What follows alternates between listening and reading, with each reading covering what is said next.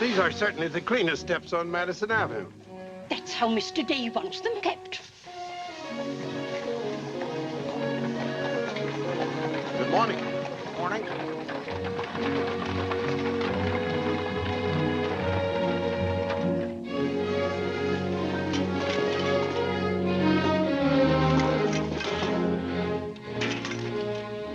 You're new here, aren't you? Just this morning.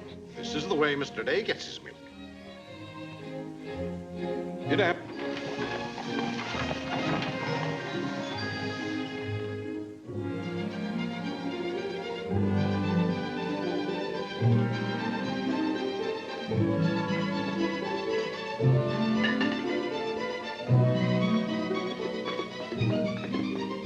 Annie, be careful of this dish. You could burn your hands. And keep the cover on till you're ready to serve them. Mr. Day likes his muffins hot. I'll do that.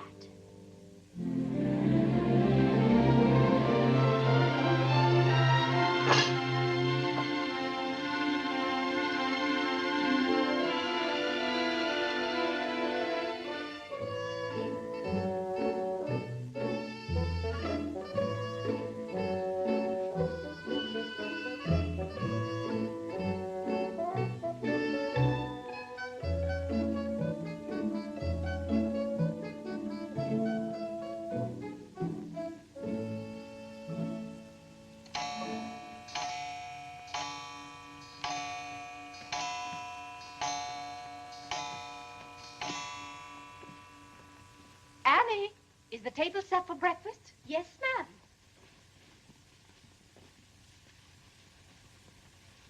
Good morning, ma'am. Good morning, Annie. How are you getting along? All right, ma'am. I hope. Now, don't be nervous just because this is your first day. Everything's going to be all right. But I do hope nothing goes wrong. Oh, no, Annie. The cream and sugar go down at this end. Oh, I thought in the center, ma'am. Everyone could reach them easier. Mr. Day sits here. Oh, excuse me. I didn't know where to place the napkins, ma'am. You can tell by the rings. The boys have their initials. C for Clarence. He sits here. J for John. Here. W for Whitney. He sits over there, next to his father. Yes, ma'am. And the one with the little dog on it is Harlan's, of course. He's the baby. This narrow, plain one is mine. And this is Mr. Day's. It's just like mine, except that it got bent one morning. Oh, and that reminds me, Annie, always have Mr. Day's coffee piping hot. Yes, ma'am. And whenever Mr. Day speaks to you, just say yes, sir. Don't be nervous. You'll get used to him. Yes, ma'am. Oh, that beautiful rubber plant. I'm so glad it came.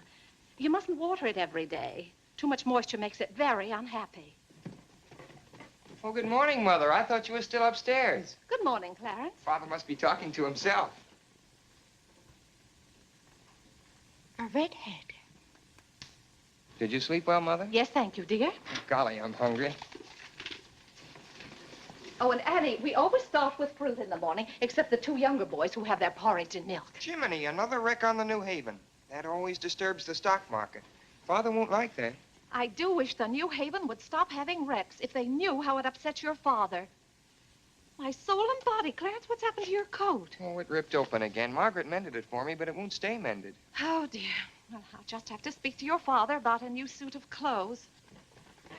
Clarence, why did you take my H2S so far out of our clothes closet? I've told you 100 times that closet's not to make experiments in. Two. Good morning, Mother. John, have you been making those chemical smells again? No, Mother. I'm making an electric battery. It'll ring a bell and everything. You know your father doesn't like electricity. But, Mother, everything's going to be electricity. Not in this house. Oh, God! What's the matter, Claire? What's wrong? Where's my necktie? Which necktie? The one I gave you yesterday. It isn't pressed yet. I forgot to give it to Margaret. I told you distinctly I wanted to wear that necktie today. You've got plenty of neckties. Put on another one right away and come down to breakfast. I don't know what this world's coming to. Mother, may I have my breakfast early? I'm going to play baseball. 3. Whitney, before you leave the house, you have to study your catechism. But, Mother, they're going to let me pitch today. Good morning. Who won? The Giants, 7-3. Buck Ewing hit a home run. Let me see. Boys, don't wrinkle the paper before your father sees it. Mother, Could you ask me my catechism now? I think I know it. Well, let's see. What is your name? Whitney Benjamin. Who gave you your... Come and help me down, Mother. There are steps to come down on. Good morning, darling. Good morning, Mother. How's your finger? It itches. Good, that's a sign it's getting better. Come along. Oh. Let's see, what was I doing? Oh, yes, the catechism. Who gave you your name? My sponsors at baptism, wherein I was made a member of Christ, the child of God, and an inheritor of the kingdom of heaven. Mother, if I hadn't been baptized, wouldn't I have any name? Not in the sight of the church. What did your sponsors then for you? They did promise and vow 3 things in my name. First, that I should renounce the devil and all his works, the pomps and vanity of this wicked world, and all the sinful lusts of the flesh. And secondly,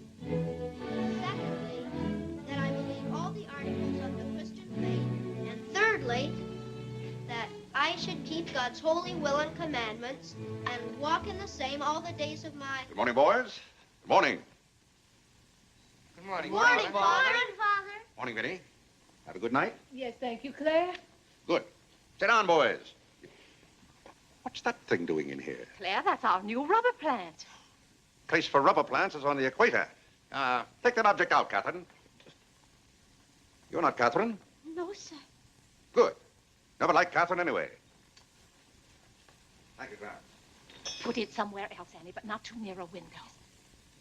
Sit down, Harlan. Thank you, dear.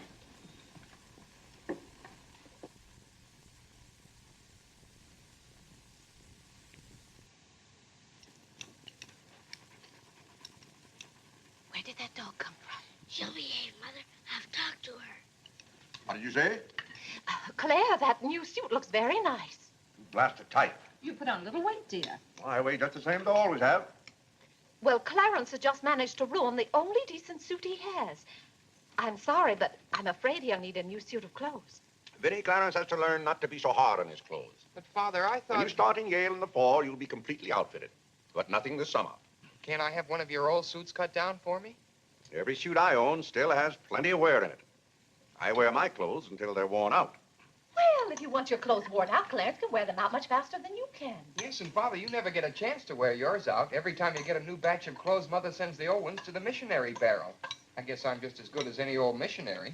Clarence, before you compare yourself to a missionary, remember the sacrifices they make. Oh, I don't know, Vinnie. I think my clothes would look better on Clarence than on some Hottentot. Have that dark sack suit of mine cut down to fit you. Oh, thank you, Father. One of Father's suits. Thank you, sir.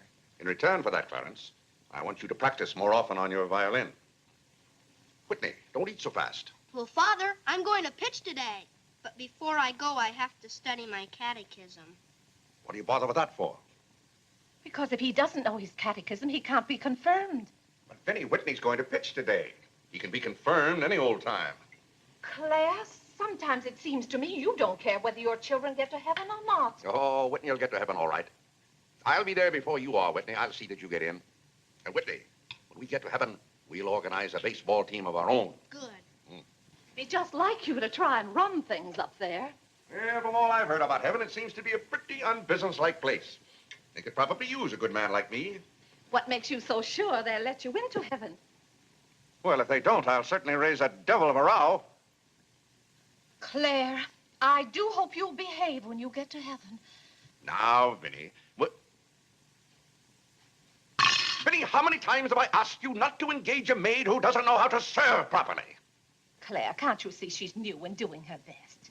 How can I serve myself when she's holding that platter over my head? Hold it lower, Annie. Yes, ma'am. What became of the one we had yesterday? I don't know why you can't keep a maid.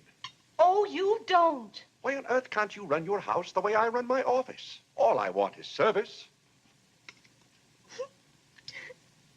What the devil's that noise?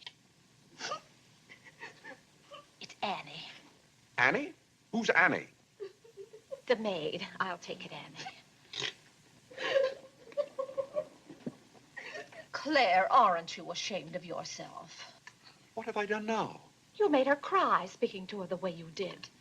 I never said a word to her. I was addressing myself to you. I do wish you'd be more careful. It's hard enough to keep a maid, and the uniforms just fit this one.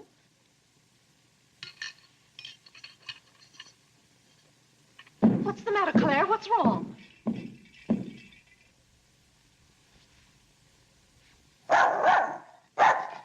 What in the name of... Well, where did you come from? Who do you belong to? She's mine, Father. Her name is Princess. Looks more like a prince to me. What's wanting? Margaret, this bacon's good. Oh, Well, it's good. yes, sir. Harlan, how's that finger? Come here, let me see it. Yes, Father. Ah, yes, that's healing nicely. I guess you'll know the next time that cats don't like to be hugged. It's all right to stroke them, but don't squeeze them. Now go back and finish your oatmeal. I don't like oatmeal, Go on and finish it. It's good for you. but I don't like it. I'll tell you what you like and what you don't like. You're not old enough to know about such things. You've no business not to like oatmeal. It's good. I hate it. That's enough. We won't discuss it. Eat that oatmeal at once.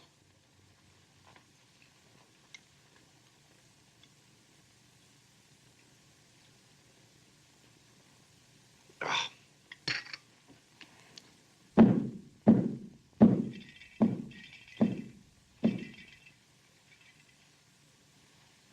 John, that letter's for your mother. I finished my oatmeal, Father. May I be excused? Yes, Whitney, you may go. It's a good game. I will. Whitney? Yes, Mother. My catechism. Never mind this morning, darling. Run along. Thank you, Mother. What's wanting? Margaret, what is this? Coffee, sir. It is not coffee. You couldn't possibly take water and coffee beans and arrive at that. It's slops, that's what it is. Slops. Take it away. I come down to this table every morning hungry. Well, if you're hungry, Claire, why aren't you eating your breakfast? I am. Aunt Judith wants me to come up and visit her. Now, Vinnie, I want no more relatives in this house. We are going to live here by ourselves, in peace and comfort. Claire, I was saying Aunt Judith wants me to visit her. Oh. Eat your oatmeal, dear. Now, what on earth is this? Dear friend Day, we are assigning you the exclusive rights to Staten Island for selling the Gem Home Pop-Up of popcorn. I think that's for me, Father. Well, then why isn't it addressed to Clarence Day, Jr.? Oh, it is. I wouldn't get mixed up in popcorn, Clarence. It's too indigestible. Confound it, another wreck on the New Haven. If you please, ma'am, there's $1 due in a package. It's from Lewis and Congers. Oh, yes, those kitchen knives I ordered. Make a memorandum of that, Vinnie. $1, and whatever it was for. Of course, Claire. I must have a record of what is spent running this house. I've never understood what good a record is after the money's gone. There's just $1, Margaret. Vinnie, this house must be run on a business basis. Of course, dear. That's what the household accounts are for. Oh, Claire, it's 8:30. You don't want to be late at the office. Plenty of time. Annie, clear the table now. Ma'am, I'll do that. Clarence, John, Yes, Mother? you boys go up and move the small bureau from my room into yours. Who's coming? Cousin Cora, and she's bringing a friend with her, a young girl. A girl?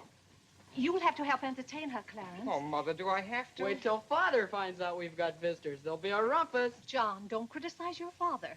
He's very hospitable. After he gets used to the idea.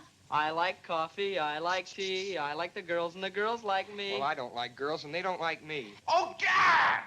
Go on, boys, go on.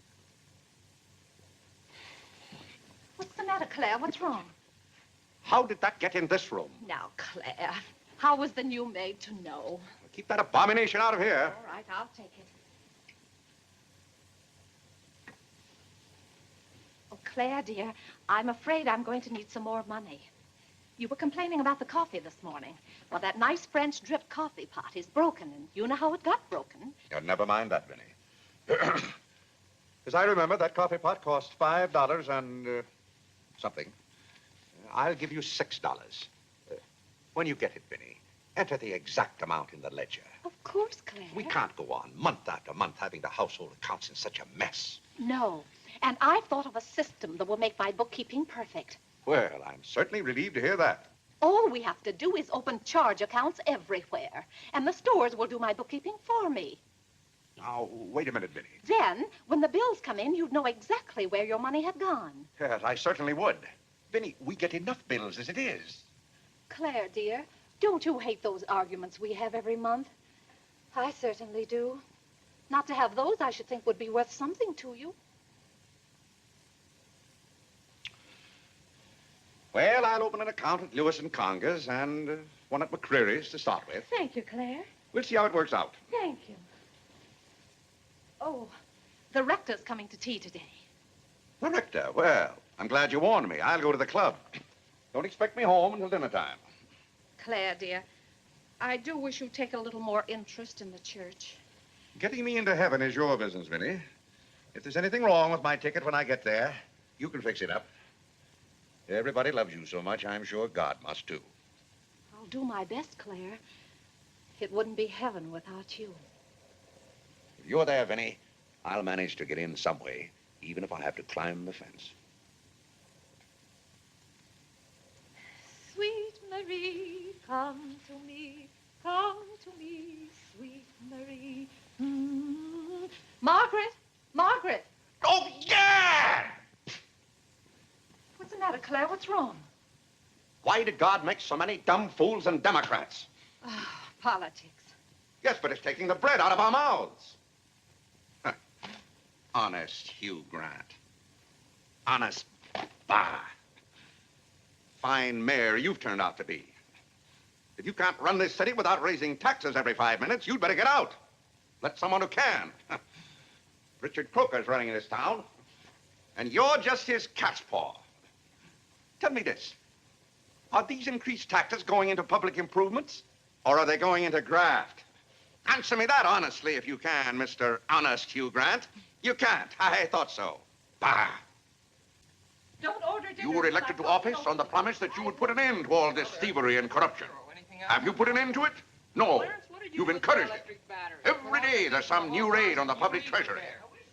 If you don't stop plundering the pocketbooks of the good citizens of New York, we're going to throw you and your boodle board of aldermen out of office. I'm warning you for the last time. It's robbery. That's what it is, highway robbery.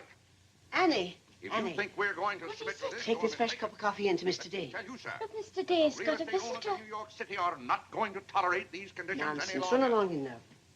We pay you a good round sum to watch after our interests, and all we get is inefficiency. I know you're an nincompoop, and I strongly suspect you of being a scalawag. You're not going to escape your legal responsibilities. Legal responsibilities? By gad, I mean criminal responsibilities. Don't think for 1 minute we're going to let you escape. We're going to throw you into jail.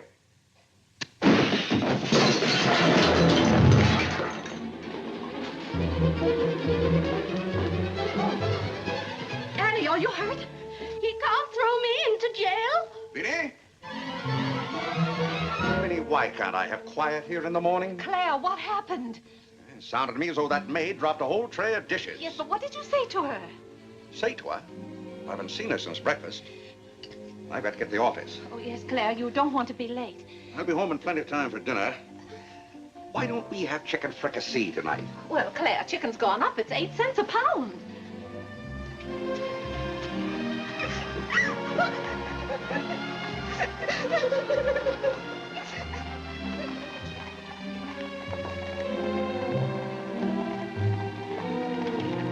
Where the devil's she going, dressed up like that? Claire, you've done it again. How could you? Could I what? Can't you see she's leaving?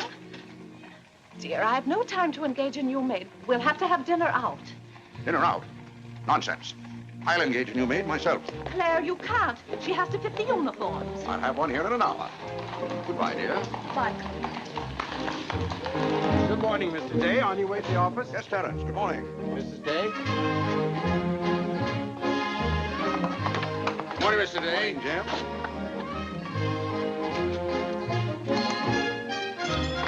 Get here.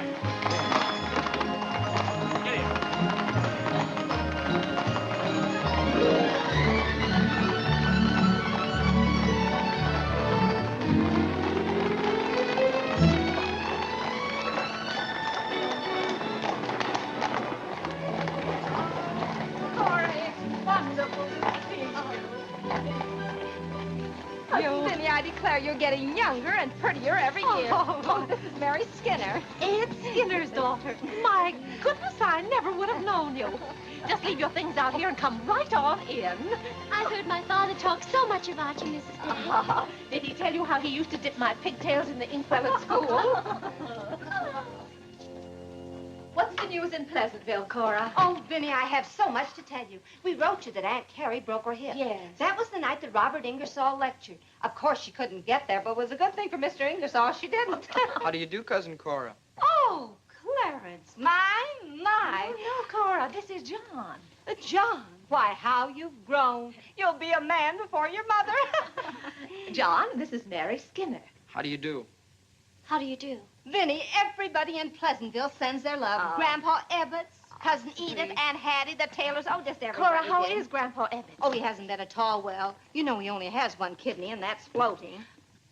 How do you do, Cousin Cora? I'm glad to see you. This can't be Clarence. Yes, it is. My. My goodness, every time I see you boys, you've grown another foot. Let's see, you're going to St. Paul's now, aren't you? St. Paul's? I was through with St. Paul's long ago. I'm starting in Yale this fall. Yale? Oh, Mary, this is Clarence, Mary Skinner. How do you do? Oh, this is Mary's first trip to New York. Yes, it is. It's her first trip. We'll have to show Mary around.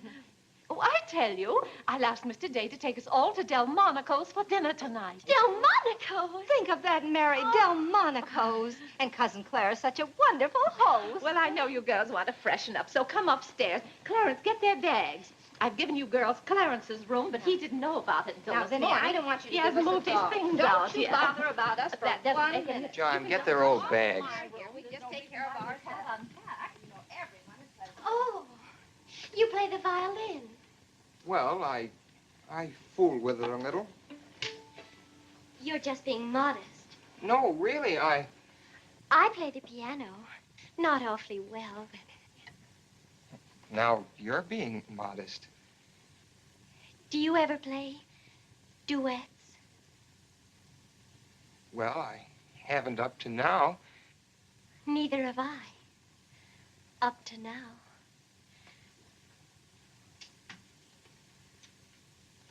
Cora didn't tell me about you. I never met a Yale man before.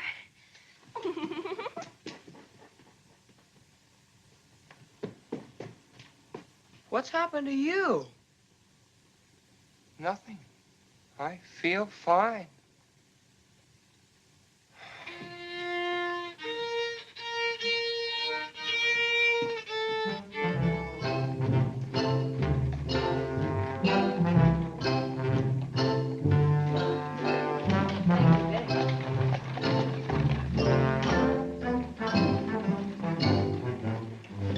Where do you keep them?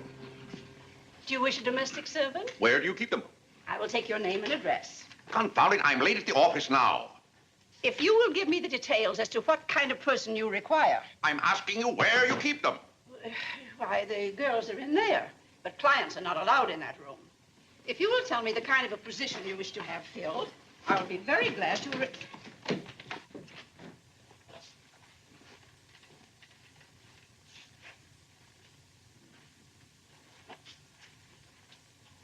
You stand up, please. Sir, this is quite against the rules. I must know what you want the girl for. I'll take that one. What's your name? Hilda, sir. Hilda, you go right over to 420 Madison Avenue. I will, sir. That's all, thank you. Sir, before I can let any girl go from this establishment, I must know the character of the home in which she will be employed. Madam, I am the character of my home.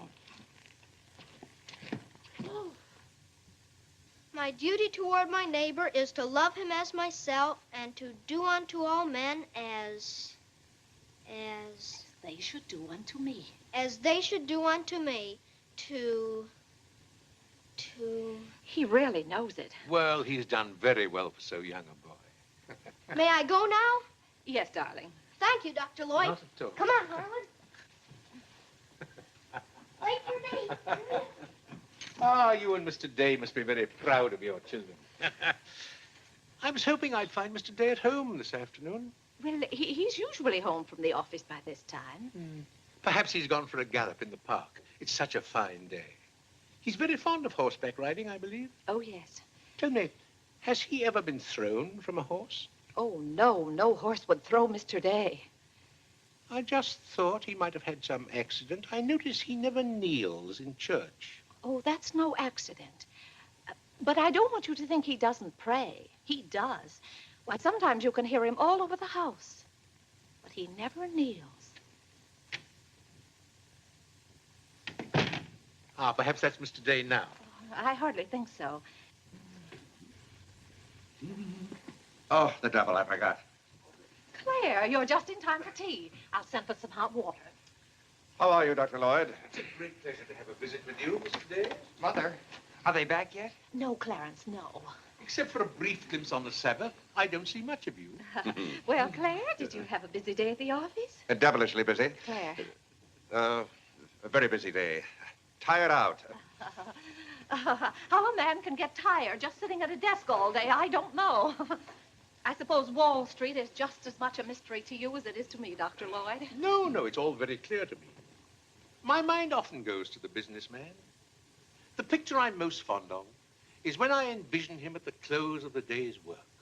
I see him pausing in his toil, and it comes over him that all those figures of profit and loss are without importance or consequence. Vanity and dust.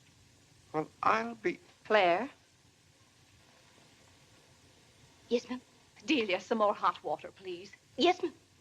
Who's that? The new maid. Where's the one I sent this morning? The uniform didn't fit. I like the one I picked out better. Claire, Dr. Lloyd wants to tell us about the plans for the new edifice. The new what? The new church. You knew we were planning to build a new church. Of course, we're going to have to raise a large sum of money. Well, personally, I'm against the church hopping, skipping, and jumping all over the town. So any contribution I make will have to be a small one. The amount everyone is to subscribe has already been decided. Who decided it? After considerable thought, we voted that our supporting members should each contribute a sum equal to the cost of their pew. I paid $5,000 for my pew. Yes, Claire, that makes our contribution $5,000. That's robbery. Do you know what that pew was worth today? $3,000. That's what the last one sold for. I've taken a dead loss of $2,000 on that pew already. Huh. Frank Baggs sold me that pew when the market was at its peak. He knew when to get out. And I'm warning you, Vinnie, if the market ever goes up, I'm going to unload that pew. Clarence Day, how can you speak of the temple of the Lord as though it was something to be bought and sold on Wall Street? Now, Mrs. Day, your husband is a practical man. We've had to be practical about the new church. We have all the facts and figures. Oh? What's the property worth where we are now? Oh, let's see. Is it $40,000? I know the figure has a 4 in it. What's the new piece of property going to cost you? I think the figure I heard mentioned was $85,000. Or was it $185,000? Dr. Lloyd, you preach that someday we'll all have to answer to God. We shall indeed. Well, I hope God doesn't ask you any questions with figures in them. Mrs. Day is in the living room. Thank you. It's Cousin Cora. She's passing through town. Well. Oh, hello. Hello. Hello. Thank you for helping me. Come, Mary. Oh, Vinnie, what a day. We've been in every shop in town. Why, Cousin Claire. Cora! My. You're as welcome as the flowers in May. This is Mary Skinner, Mr. Day. How do you do? I've been telling Mary all about you. She's been dying to meet you. Well. Dr. Lloyd, I want you to meet my favorite cousin, Miss Cartwright. How do you do? And this is Mary Skinner. Miss Skinner, Dr. Lloyd. How do you do? How do you do? Well, this seems to be a family reunion. I'll just run along. Goodbye, Dr. Lloyd. Goodbye, Miss Cartwright. Goodbye. Goodbye. Oh, Clarence, you haven't said how do you do to Dr. Lloyd. Goodbye, Dr. Lloyd. Goodbye, everybody. I'll go to the door with you, Dr. Thank Lloyd. you, and thank you so much for the tea. Those muffins were delicious. And Who did you say this pretty little girl is? She said Skinner's daughter. This is Mary's first trip to New York. Oh, sit down, sit down. Have some tea. We had tea downtown. Oh, never mind then. Delia. Delia, sit down, sit down. Even if you have had tea, you can stay and visit for a while. As a matter of fact, why don't you both stay to dinner? That's all arranged, Claire. Cora and Mary are going to have dinner with us. Fine, fine. Of course, you just have to take potluck. Well, I'd hardly call it pot. Claire, did you know the girls are going to visit Aunt Judith in Springfield for a whole month? Fine. Now, how long are you going to be in New York, Cora? All week. Splendid. We'll hope to see something of you. Well, you certainly will. Cora, did you find anything you wanted in the shop? Oh, I can't wait to show you. Oh, but I'm afraid some of these packages can't be opened in front of Cousin Claire. Shall I leave the room?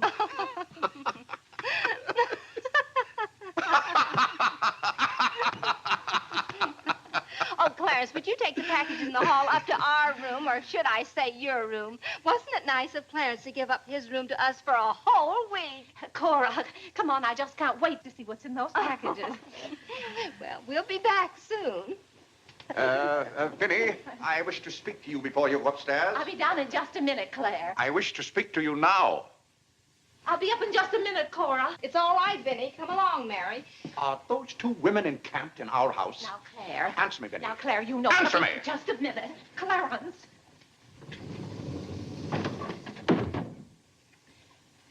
Now, Claire, you know you've always been fond of Cora. What has that to do with her planking herself down in my house and bringing hordes of strangers with her? How can you call that sweet little girl a horde of strangers? Why don't they go to a hotel? New York is full of hotels built for the express purpose of housing such nuisances. Claire, two girls alone in a hotel? Why, who knows what might happen to them? All right, then put them on the first train. They want to roam with the gypsies? Lend them a hand. Keep them roaming. But, Claire, they're just staying in that little room of Clarence's. The trouble is they don't stay there. They stay in the bathroom. Every time I want to take my bath, it's full of giggling females, washing their hair. I tell you, I won't have it. Send them to a hotel. I'll pay the bill gladly, but get them out of here. Father, I'm afraid they can hear you upstairs. Then keep those doors closed. Clarence, you open those doors. Open them all the way. Now, Claire, you be quiet and behave yourself. They're here, and they're going to stay here. That's enough, Vinnie. I want no more of this argument.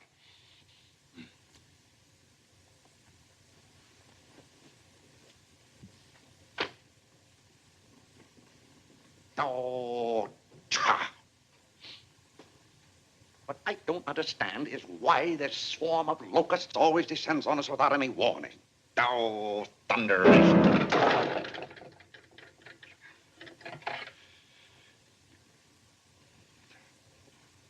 Vinnie. Dear Vinnie.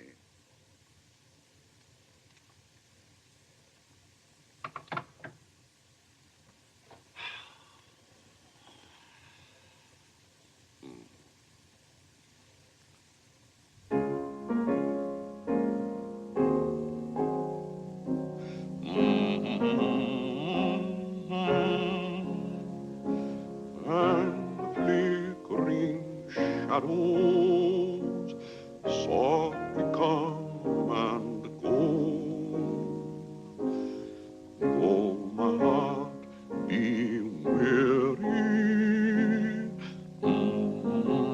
Father, may I go along with the rest of you to Delmonico's? What's that, Delmonico's? You're taking Mother, Cousin Cora, and Miss Skinner to Delmonico's for dinner tonight. Oh, Gad! I won't have it. I won't have it. I will not have my life arranged for me. I bought this house for my own comfort. I will not submit myself to this indignity. Now, Claire, what's the matter? I won't stand it. By heaven, I won't stand it. Clarence. Do I understand that I am not permitted to have dinner in my own home? Claire, a little change will do you good. I have a home to have dinner in, and any time I can't have dinner at home, this house is for sale. Well, Claire, you can't have dinner here tonight because it isn't ordered. And besides, Cora and Mary want to see something of New York. Well, that's no affair of mine. I am not a guide to Chinatown and the Bowery. Oh, Mr. Day, I just love your house. I could live here forever.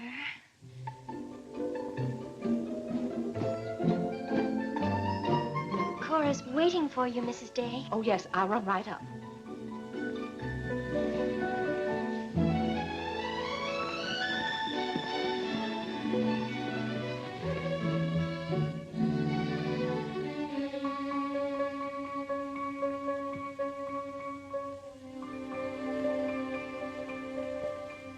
I'm glad you like our house, Miss Skinner. I like it very much, Mr. Day. Praise from a stranger is approbation indeed. At home, our living room is green. I like green. I like green, too. Red's my favorite color. It's an interesting thing about colors. Red's a nice color in a house, too, but outside, too much red would be bad. I mean, for instance, if all the trees and the grass were red. Outside, green's the best color. That's right. I never thought of it that way. But when you do think of it, it's quite a thought. I bet you make your mark at Yale. Oh. My mother wants me to go to college. Do you believe in girls going to college? I guess it's all right if they want to waste that much time. Before they get married, I mean. I'm glad you're fond of music, Mr. Day. Oh, hello. Look, a new youth companion. John enjoys the youth's companion. John. Won't you sit down? Oh, thank you. It tells all about connecting batteries in series. John, Miss Skinner and I were talking. Oh, that's all right. You won't bother me. Jiminy, there's where I made my mistake. I didn't mix enough blue vitriol with it.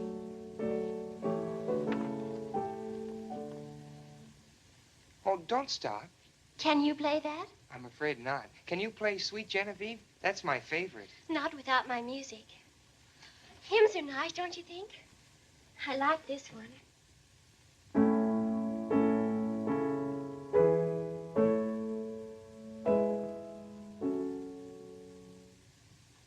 That's funny.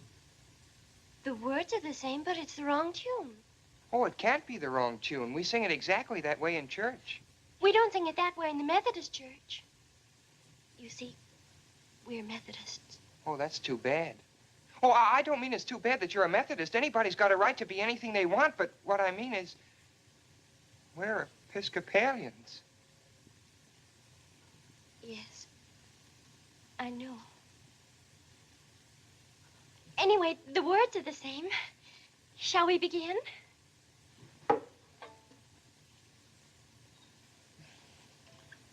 Now.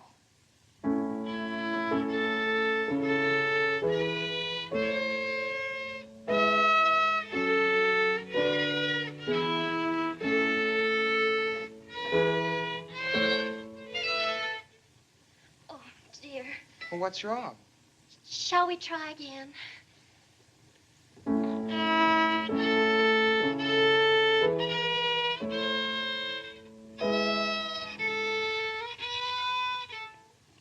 It must be my fault. Oh, no, it's my fault. No, you're the Episcopalian.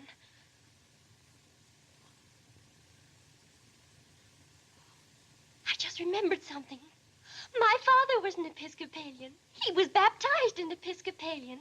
He was an Episcopalian right up to the time he married my mother. She was the Methodist. Oh. Oh, well, let's try it again, then.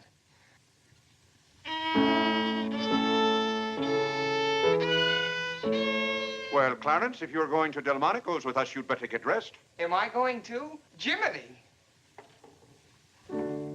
Thank you, Father. Be ready in just a minute, Mother. Vinnie, that young lady looks about the same age you were when I came out to Pleasantville to rescue you. Rescue me? You came out there to talk me into marrying you. Well, it worked out just the same. Ah.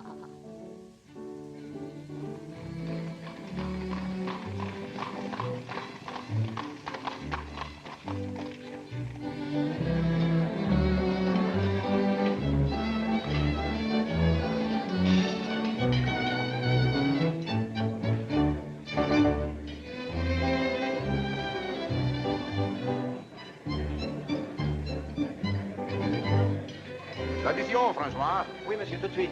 Louis, l'addition pour monsieur Day. Oui, monsieur. Alors, vite, vite. Tout de suite. Alors, vite, vite, tout de suite. Cette sauce diable était délicieuse. Merci, monsieur. Je suis content que monsieur soit satisfait. Merci, monsieur. Bon. France. Oui. No cooking like the French. Claire, it was so nice of you to invite Cora and Mary here their first night. It's been a pleasure.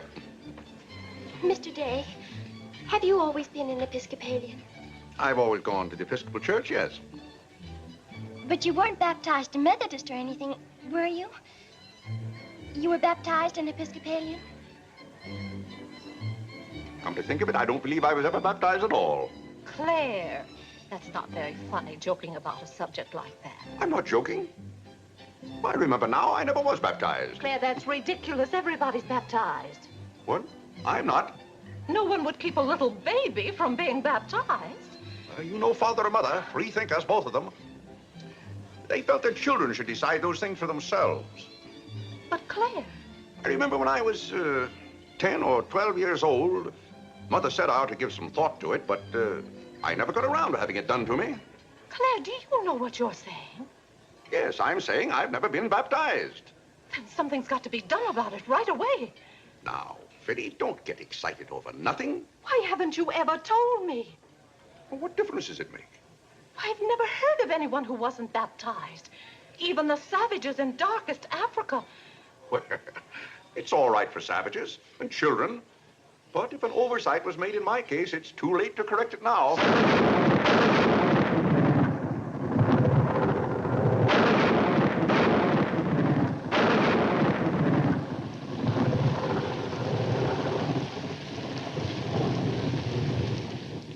What if you're not baptized? You're not a Christian. Why, confound it, of course I'm a Christian. A mighty good Christian, too. A lot better Christian than those psalm singers in church. But you can't be if you won't be baptized. I won't be baptized, and I will be a Christian. I'll be a Christian in my own way. Claire, don't you want to meet us all in heaven? Of course, and I'm going to. But you can't go to heaven if you're not baptized. Ah, that's a lot of folderol. Clarence Day, don't you blaspheme like that. You're coming to church with me before you go to the office in the morning and be baptized then and there. Vinnie, don't be ridiculous. If you think I'm going to stand there and let Dr. Lloyd splash water on me at my age, you're mistaken. I'm sleepy. Good night, Vinnie.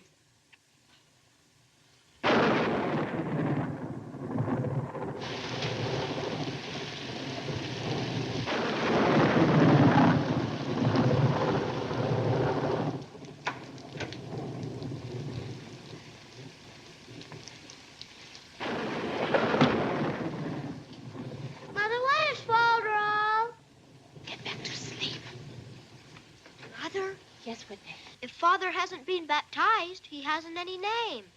In the sight of the church, he hasn't any name. That's right. Maybe we're not even married.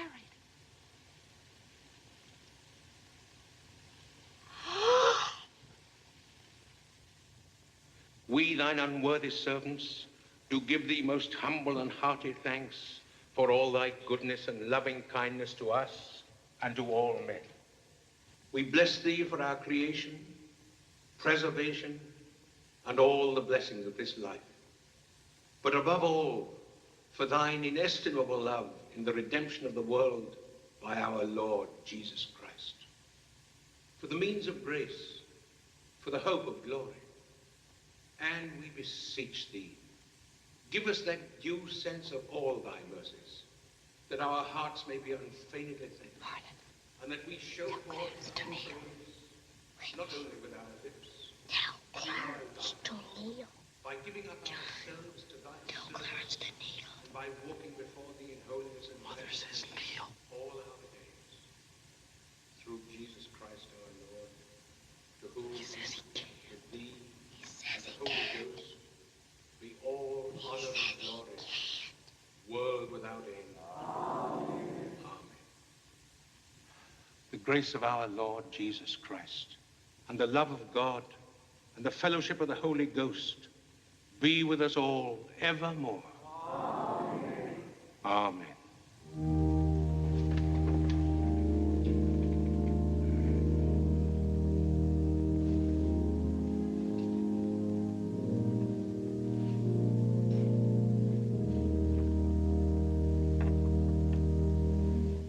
And so, my friends, what comfort and security it gives us when we have reached the age of understanding to know that the rite of baptism has not been neglected in our infancy or youth. Can you imagine any man who has reached maturity with the knowledge that he had never been baptized, failing to hasten to the holy font that his soul might be saved? As it says in the baptismal office, except a man be born of water and of the Spirit, he cannot enter into the kingdom of God. He that believeth and is baptized shall be saved, but he that believeth not shall be damned. What's that fellow up to? He can't be. Which also showeth us the great benefit we reap thereby. He that is baptized showeth great benefit. Tell Father. But he that believeth not, cannot enter into the kingdom of God. Says, For the promise is to you and to your children. Doubt ye not, therefore, but earnestly believe.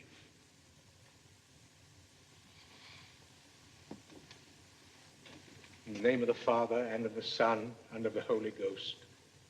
Amen. Amen.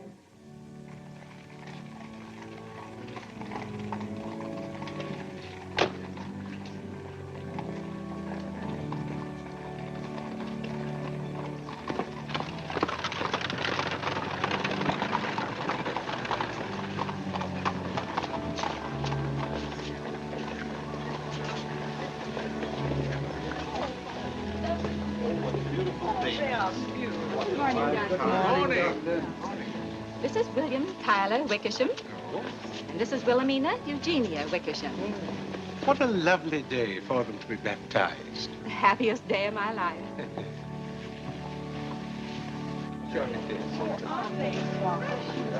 Lovely, sir. Thank you, Mrs. Dale.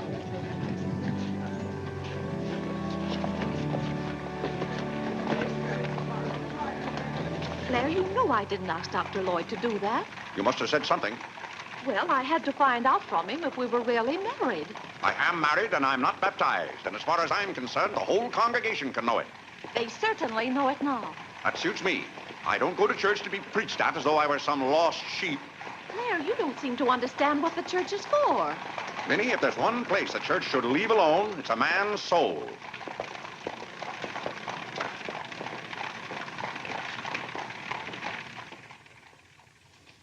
Well, he's going to be baptized, Cora. You mark my word. I just couldn't go to heaven without Claire. Why, I get lonesome for him even when I go to Ohio. It's awfully hard on a woman to love a man like Claire so much. Oh, men are so aggravating. They take everything for granted. They certainly do.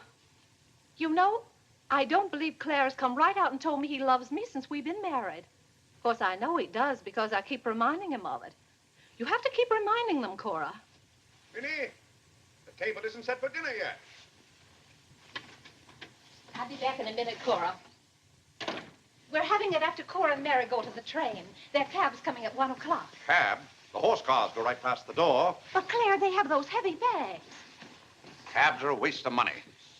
Well, if dinner's going to be delayed, I'll work on this month's bills. Where are they? Now, Claire, it isn't fair to go over the household accounts when you're hungry. Vinnie, where are those bills? They're in the library on your desk. I didn't know dinner was going to be late. No one ever tells me anything in this house. Back home, I ride all the time. I love horses. The horse is my favorite animal. Well, goodness, where have you two been? Clarence wanted to show me his grandfather's house. You'll have to hurry and finish your packing. It won't take me long. Can I help you pack? Clarence! Clarence? Why didn't you kneel in church today? I just couldn't. If it's because your father doesn't kneel, you must remember he wasn't brought up to kneel in church. But you were. Has it anything to do with Mary?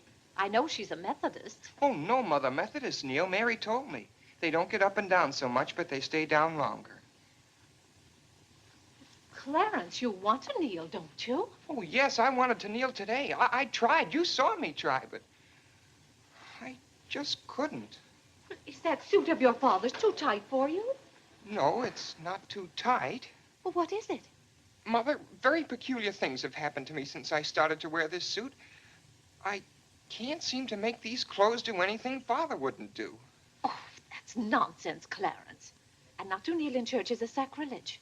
Making Father's trousers kneel seemed more of a sacrilege. Clarence! Do you know what happened at Dura Wakefield's party for Mary last night? We were playing musical chairs, and some girl sat down suddenly right on my lap. Well, I jumped up so fast she almost got hurt.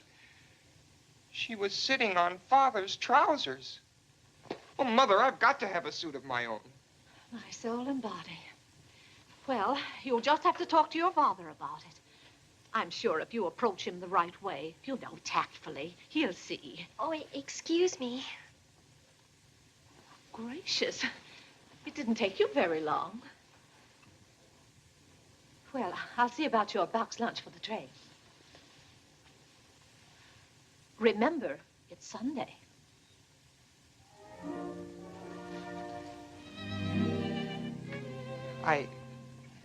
I was hoping we could have a few minutes together before you left. Cora had so much to do, I wanted to get out of her way. Well, didn't you want to see me? I did want to tell you how much I've enjoyed our friendship. Oh, hello. Mother told us to sit in the living room till dinner's ready. Not on the best sofa. Hello. Hello. Have you ever been out on our porch? Oh, yes. Well, let me show it to you. It's awfully hard to grow up in a family with children. My, I've never known a week to pass so quickly. Why, Yes? Yes? You're going to write me when you get to Springfield, aren't you? Of course. If you write me first. But you'll have something to write about, your trip and Aunt Judith and how things are in Springfield. You write me as soon as you get there. Maybe I'll be too busy. Maybe I won't have time. Well, you find the time. Let's not have any nonsense about that. You'll write me first and you'll do it right away, the first day. How do you know I'll take orders from you? I'll show you. Give me your hand. Why should I? Give me your hand, confound it. What do you want with my hand? I just wanted it. What are you thinking about? I was just thinking. About what? I was hoping you'd write me first, because that would mean you liked me. Well, what's my writing first got to do with liking you? You do like me then. Of course I do. I like you better than any girl I ever met. But you don't like me well enough to write first. Well, I don't see how one thing's got anything to do with the other. But a girl can't write first because she's a girl. Well, that's nonsense. If a girl has something to write about and a fellow hasn't, there's no reason why she shouldn't write first. You know, the first few days I was here, you'd do anything for me. And then you changed. You used to be a lot of fun. Then all of a sudden you turned into an old sober sides. Why, you even dress like an old sober sides. What's the matter? I just happened to remember something. What? Oh, I know. It's because this is the last time we'll be together. Mary, please. But, Clarence, we'll see each other in a month when I come back. Oh, Clarence, please write me first, because that'll show me how much you like me. Please. I'll show you how much I like you. Get up, get up! Oh! Oh, Mary, don't do that. Please don't do that. Now you'll think I'm just a bold and forward girl. Oh, no, it's not that. Was it because it's Sunday? No, it'd be the same any day. Oh! You just didn't want me sitting on your lap. Oh, it was nice of you to do it. It was nice of me, so you told me to get up. You just couldn't bear to have me sit there. Oh, well, you needn't write me first. You needn't write me any letters at all. Because I'll tear them up without opening them. I never want to see you again. Oh, Mary, Mary, listen to me. Mary, please. Oh, Mary.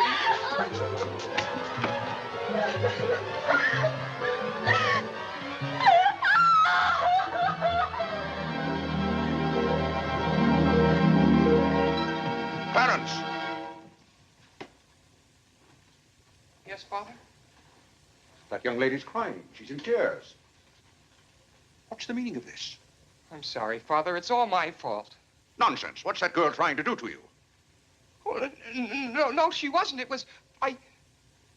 Well, whatever the quarrel was about, Clarence, I'm glad you held your own. Father, I have to have a new suit of clothes. You've got to give me the money for it.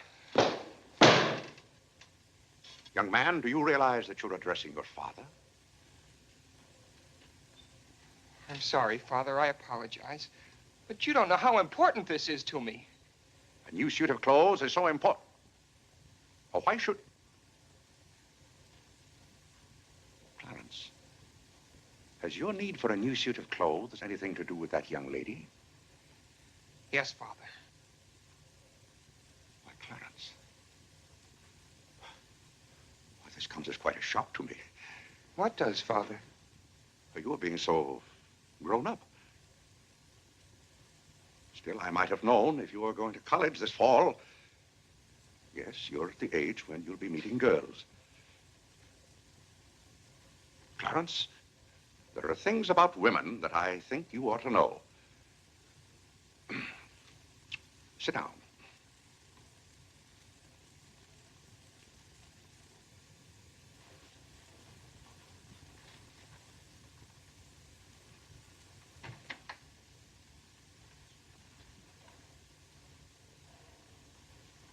Yes, I think it's better for you to hear this from me than to have to learn it for yourself. Clarence, women aren't the angels that you think they are. Well, now, first let me explain this to you. You see, Clarence, we men have to run this world, and it's not an easy job. It takes work, and it takes thinking. A man has to reason things out. Now, you take a woman. A woman thinks... No, I'm wrong right there. A woman doesn't think at all. She gets stirred up. And she gets stirred up over the most confounded things. Now, I love my wife just as much as any man, but that doesn't mean that I should stand for a lot of falderall. By gad, I won't stand for it. Stand for what, Father? That's the one thing I shall not submit myself to. Clarence, if a man thinks a certain thing is wrong, he shouldn't do it. If he thinks it's right, he should do it. Now, that has nothing to do with whether he loves his wife or not. Who says it has, Father? They do. Who, sir? Women. They get stirred up. And then they try to get you stirred up, too. But don't you let them do it, Clarence. Don't you let them do it. Now, if you can keep reason and logic in the argument, well, a man can hold his own, of course. But if they can switch you, pretty soon the argument's about whether you love them or not. I swear I don't know how they do it. But don't you let them, Clarence. Don't you let them. I see what you mean so far, Father. If you don't watch yourself, love can make you do a lot of things you don't want to do. Exactly. But if you do watch out and know just how to handle women, then you'll be all right. All a man has to do is be firm. You know how sometimes I have to be firm with your mother. Yes, but Father, what can you do when they cry? Well, that's quite a question. You just have to make them understand that what you're doing is for their good. I see. Now, Clarence, you know all about women.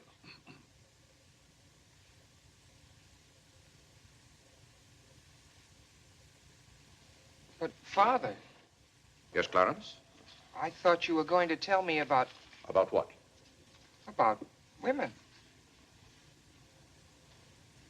Clarence, there are some things gentlemen don't discuss. I've told you all you need to know. The thing for you to remember is be firm.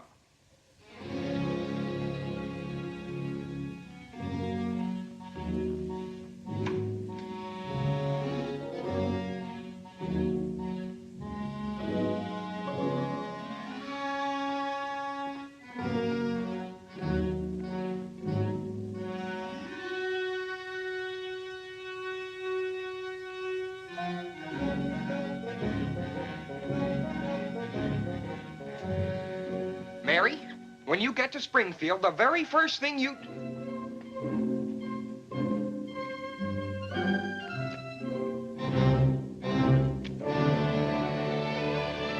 Oh, God! What's the matter, Claire? What's wrong? Sit down, Vinnie. Oh, Claire, Cora and Mary are leaving any moment Sit down. now. Vinnie, you know I like to live well, and I want my family to live well. But this house must be run on a business basis. I must know how much money I'm spending and what for. For instance, if you recall, a week ago, I gave you $6 to buy a new coffee pot. Yes, because you broke the old one. You threw it right on the floor. I'm not talking about that. Now, I find here among my... It was a pity to break that nice coffee pot, Claire. It was imported from France, and that little shop has stopped selling them. But what has that They to... said the tariff wouldn't let them, and that's your fault because you're always voting to raise the tariff. The tariff protects America against cheap foreign labor. Now, this bill... The tariff does nothing but put up the prices, and that's hard on everybody, especially the farmer. Vinnie, I wish to heaven you wouldn't talk about matters you don't know anything about. I do, too, know about them. Miss Gulick says that every intelligent woman should have some opinion Who, about... may I ask, is Miss Gulick? She's the current events woman I told you about, and the tickets are $1 every Tuesday. Do you mean to tell me that a pack of idle-minded females pay $1 apiece to hear another female gabble about the events of the day? Listen to me if you want to know anything about the events of the day. But you get so excited, Claire. And besides, Miss Gulick says that our president, whom you're always belittling, prays to God for guidance. Vinnie, what happened to that $6? What $6? I gave you $6 to buy a new coffee pot. Now I find that you apparently got one at Lewis and Congress and charged it. Here's the bill. One coffee pot, $5. So you owe me $1, and you can hand it right over. I'll do nothing of the kind. What did you do with that $6? Well, Claire, I can't tell you now, dear. Why didn't you ask me at the time? I give up. Wait a minute. I spent $4.50 for that new umbrella.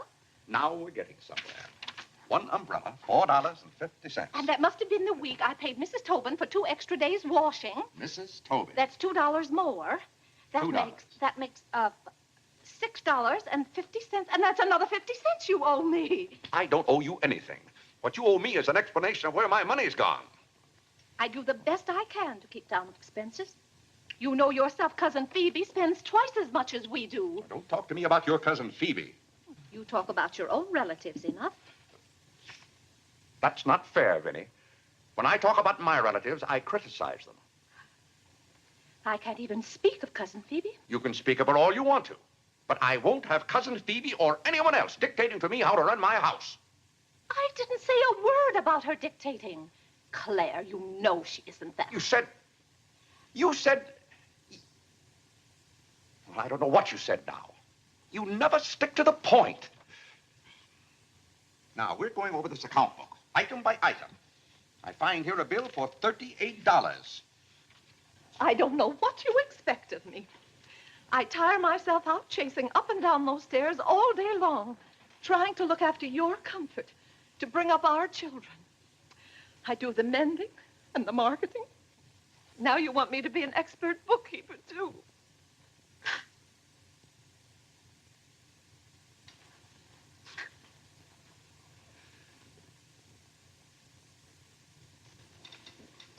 Vinnie, I want to be reasonable, but can't you understand? I'm doing all this for your own good. Oh. Well, I suppose I'll have to go ahead just paying the bills and hoping I've got enough money in the bank to meet them. But it's all very discouraging. I'll try to do better, Claire. Well, that's all I'm asking. Well, I'll make out the checks and sign them. But maybe I haven't any right to sign those checks since in the sight of the Lord I haven't any name. That's right. Claire, to make those checks good, you'll have to be baptized right away. Vinnie, the bank doesn't care whether I've been baptized or not. Well, I care. And no matter what Dr. Lloyd said, I'm not sure we're really married. Vinnie, we have 4 children. If we're not married now, we never will be. Claire, Dr. Lloyd said this morning. Well, that's all, Vinnie. Hadn't you better go tell Whitney to watch for the cab? Not before you give me that $1.50. What $1.50? The $1.50 you owe me. I don't owe you any $1.50. I gave you money to buy a coffee pot for me, and somehow it turned into an umbrella for you. Why, Clarence Day, what kind of man are you? Quibbling about a $1.50 when your immortal soul is in danger. And what's more, All right. All right.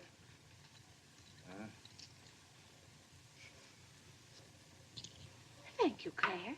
Now the accounts are all straight again.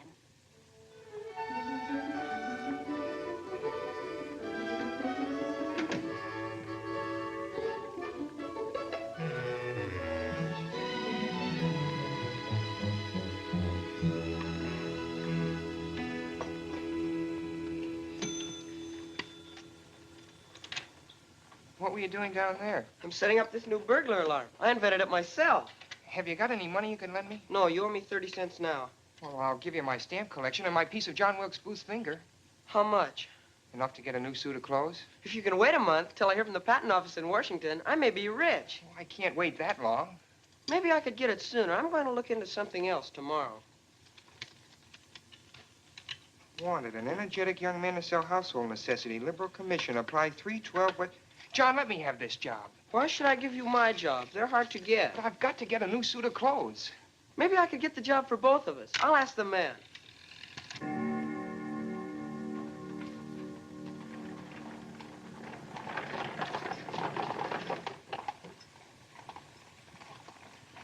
The cab's here, Father. Oh, thank you, Whitney. Vinnie, Cora, the cab's here. John, go up and get their bags. Yes, sir. Here's the lunch for the train, sir. Take it out to the cab. Who's that one? It's Ellen. Delia left yesterday. I don't know where your mother finds them. Now, Vinnie, don't you let Claire worry about us. We have plenty of time. Take the bags right on out, John. Yes, sir. Well, goodbye, Clarence. It was so nice to see you Goodbye, again. Cousin Cora. Goodbye, Whitney. Now, you be a good boy. Goodbye, Cousin Cora. Goodbye, Harlan. Goodbye. Keep out of mischief. Come along, everybody. Don't keep the cab waiting. Cabs cost money. If there's one thing Mr. Day can't stand, it's to keep a cab waiting. If there's any waiting to do, there's a waiting room at the Grand Central Depot just for that. Mary, aren't you even going to shake hands with me? I don't think I'd better. You may remember that when I get too close to you, you feel contaminated. Mary, you're going to write to me, aren't you? Are you going to write first? No, Mary. There are times when a man must be firm. Mary, Mother says you better hurry out before Father starts yelling. It's Sunday. Goodbye, John. I'm very happy to have made your acquaintance. Thank you. May I help you? No, thank you. Take care of yourself. Goodbye, Mr. Day. Goodbye, Mary. Goodbye, Mrs. Day. I've had a wonderful Goodbye, time. Mary. Bye-bye. Goodbye. Goodbye, Cousin Claire. Goodbye, Cora. Goodbye, Cora.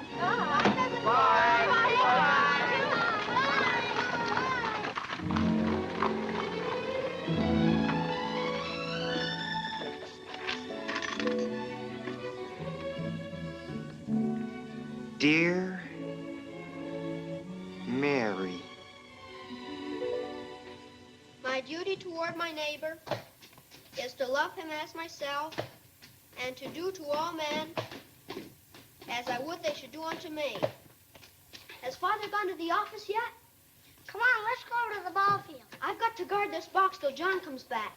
It's his burglar alarm. It wouldn't work, so he fixed it. We're going to put it back in the dining room after Father goes to the office. Are there burglars around? Everywhere. Oh. To love, honor, and succor my father and my mother. Why do you have to learn that? Because if I don't, I'll go to hell. Father's going to hell. He is not. Yes, he is, because he isn't baptized. He'll go to hell and burn for 1,000 years. He won't. He won't. He'll be in a lake of fire and brimstone, and 1,000 devils with pitchforks will be poking at him. No, Mother, don't let them. Father will hear you. No, I don't. Oh, come on, ye faithful. Oh, come on, ye faithful. What's that noise? Just singing, Father. You boys be quiet. You know your mother isn't feeling well. Yes, Father.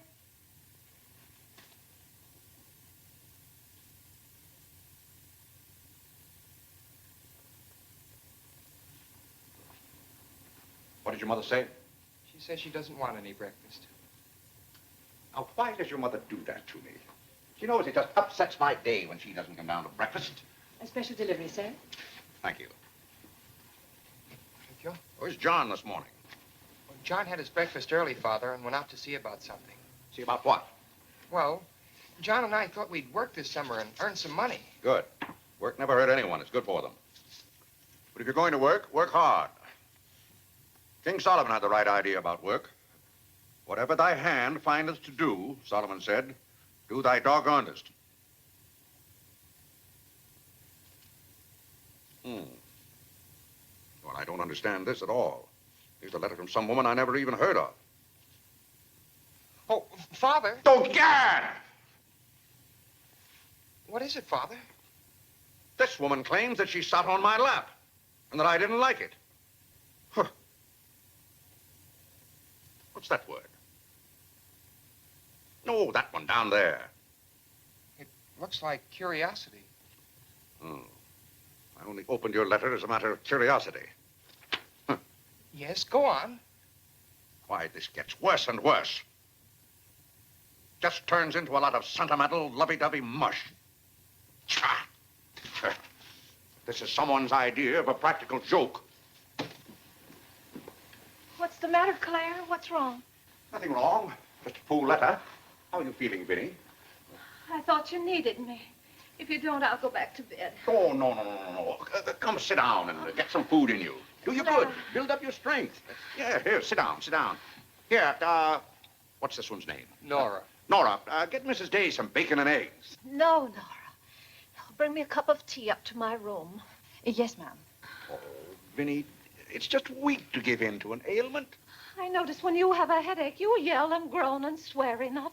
Well, that's to prove to the headache that I'm stronger than it is. I think I've caught some kind of germ. Some of my friends have had to send for the doctor. The doctor? Oh, poppycock. But Claire, dear, when people are ill, you have to do something. Certainly I have to do something. Cheer them up. That's the way to cure them. How would you go about cheering them up? I? Oh, I'd tell them, bah.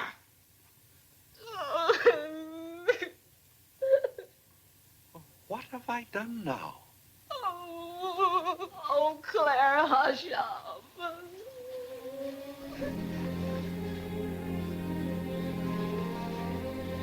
Vinnie, I didn't mean to upset you.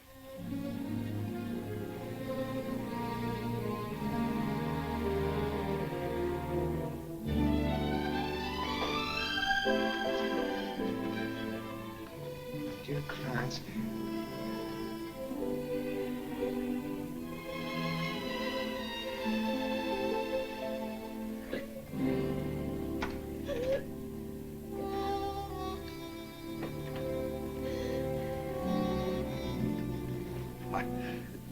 I was just trying to help you. You know, when you take your bed, I have a confounded lonely time around here. So when I see you getting it into your head that you're not feeling well, I want to do something about it. Just because some of your friends have given into this, no reason why you should imagine you're ill. Claire, stop. Get out of this house and go to your office.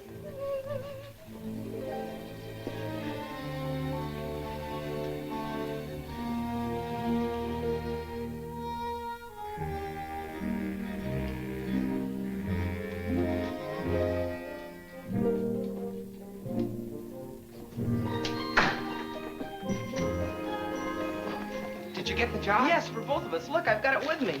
What is it? Medicine. Medicine. You took a job for us to go out and sell medicine? But it's wonderful medicine. Look what it cures.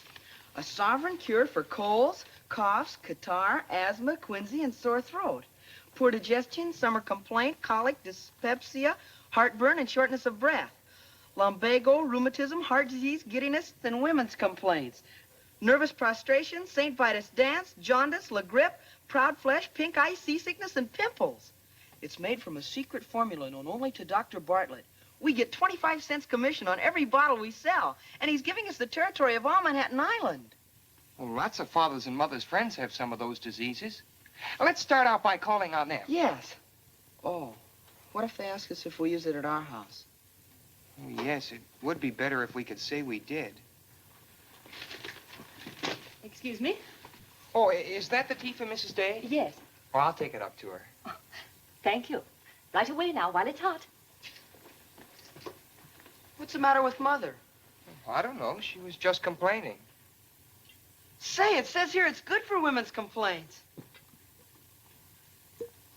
Here.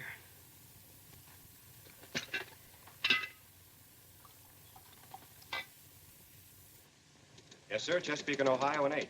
New York Central, 3/4. I'd like to see Mr. Day about those Morris and Essex bonds. Today is very busy this morning. You'll have to wait.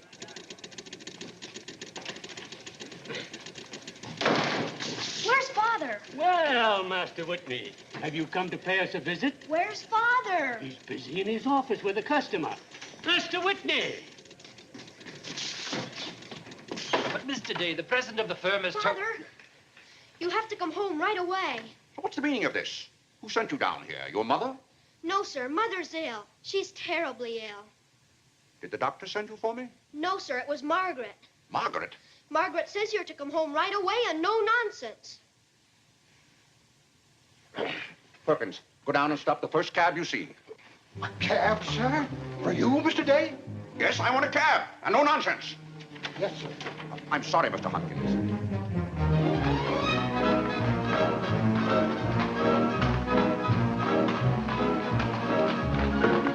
Confound you, can't you go any faster? All right.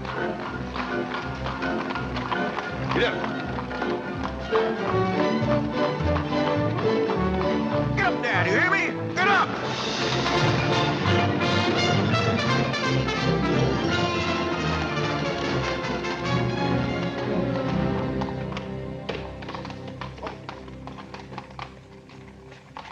Oh, Doctor, how is Mrs. Day? She's a pretty sick woman. Oh, what's wrong with her? Well, do you know or don't you? What did Mrs. Day have for breakfast this morning? Not a thing. I tried to get her to eat something, and she wouldn't. I can't understand it. Understand what? These violent attacks of nausea. It's almost as though she were poisoned. Poisoned? Let me take your cab. I'll try not to be gone more than 10 or 15 minutes. And, Mr. Day, you're not to go into a room. You'd better get her well. Right away, or you'll hear from me. Turn west on 47th Street. Yes, yes.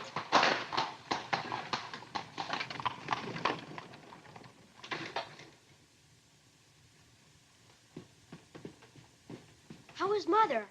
I don't know. Well, she better be good and sick, or Father may be mad at me for getting him up here. Especially in a cab. Has your father come? Yes, just now. Where are you going, Margaret? I have to go for the minister.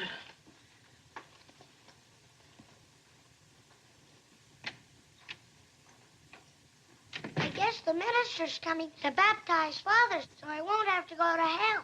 You can't be baptized in a house. You've got to have water. We have lots of water. Not the right kind.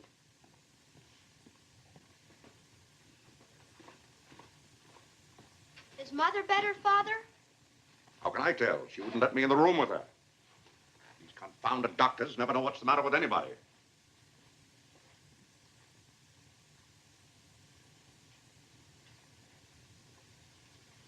Father, Yes? Mother's going to get well, isn't she? Of course she's going to get well. Father, may we come in? It's lonesome without Mother. Yes, it is, Harlan. It's lonesome. Come in, boys.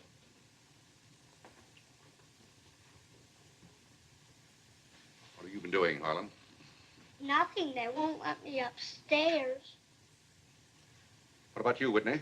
I was supposed to learn the rest of my catechism. Will you hear me, Father? Yes, Whitney, I'll hear you. Start here. How many parts are there in a sacrament? 2, the outward visible sign and the inward spiritual grace. What is the outward visible sign or form in baptism? Water, wherein the person is baptized in the name of... You haven't been baptized, have you, Father? Whitney, what is the outward visible sign? Water, wherein the person... Wherein the person... You don't know it well enough, Whitney. You'd better go and study it some more. You want me to read to you, Harlan? Father, are they going to put you into hell? Whitney, take Harlan with you.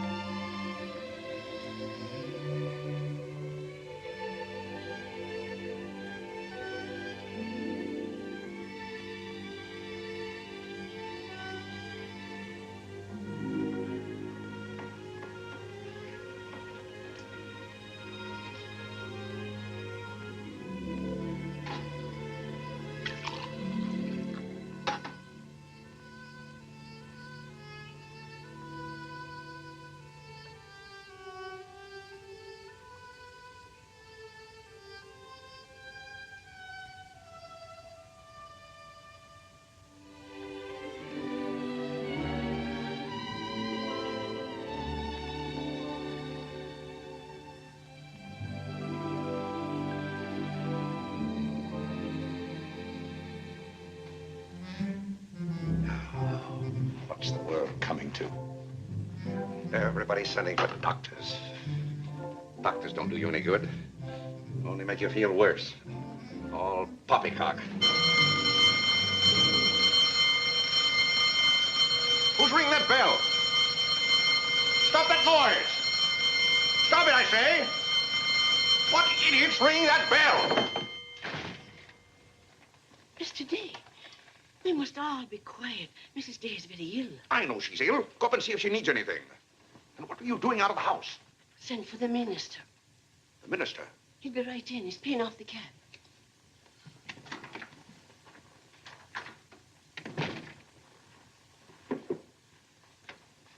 I was deeply shocked to learn the serious nature of Mrs. Day's illness. Will you take me up to her? She's resting now. She can't be disturbed. The doctor will be back in a minute. Mrs. Day has been a tower of strength in the parish. Everyone liked her so much. Yes, she was a fine woman. I wish to heaven you wouldn't talk about Mrs. Day as if she were dead.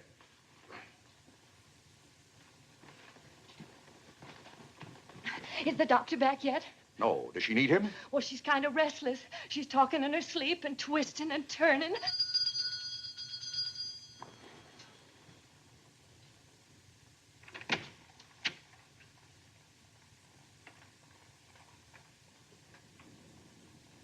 Well, Doctor, it seems to me that was a pretty long 10 minutes. See here, Mr. Day, if I'm to handle this case... How can you handle it if you're out of the house?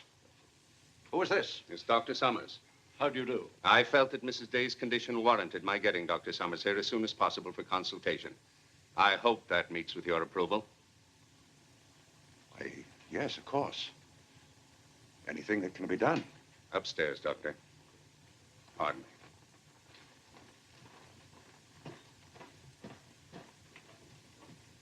Mrs. Day is in good hands now, Mr. Day. There's nothing you and I can do at the moment to help. Dr. Lloyd. Yes? There's something that's troubling Mrs. Day's mind. Oh? I think you know what I refer to. Yes. You mean the fact that you've never been baptized? Yes, I gathered that you knew about it from your sermon last Sunday. But let's not get angry. I think something had better be done about it. Yes, Mr. Day? When the doctors get through up there, I want you to talk to Mrs. Day. I want you to tell her something. Why, I'd be glad to. You're just the man to do it. She shouldn't be upset about this. I want you to tell her that my being baptized would just be a lot of confounded nonsense. But, Mr. Day... No, she'd take your word on a thing like that. And we both must do everything we can to help her now. But the solution is so simple. It would take only your consent to be baptized. That's out of the question. And I'm surprised that a grown man like you would suggest such a thing.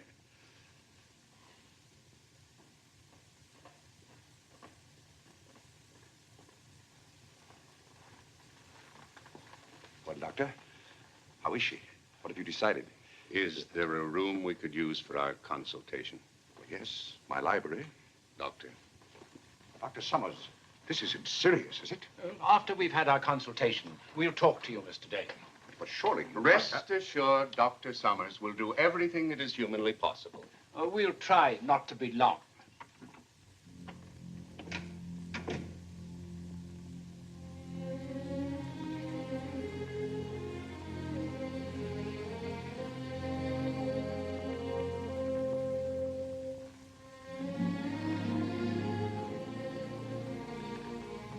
Tell me, this Dr.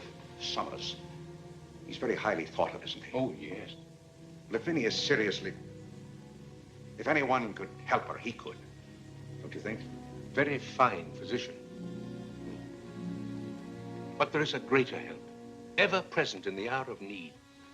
Let us turn to him in prayer. Let us kneel and pray.